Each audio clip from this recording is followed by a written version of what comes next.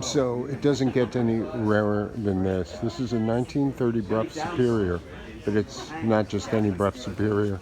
This actual bike was owned by T.E. Lawrence, aka Lawrence of Arabia. And there's a letter on the floor. I'll add a picture. He writes to the manufacturer, Brough Superior, complimenting them on their motorcycles.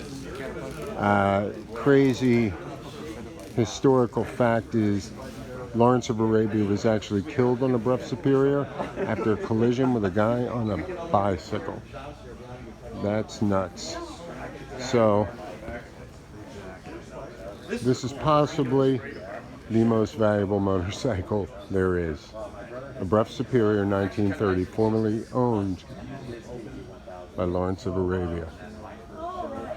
One of the original motorcycle badasses. Here's to you, buddy. Ride safe, everybody.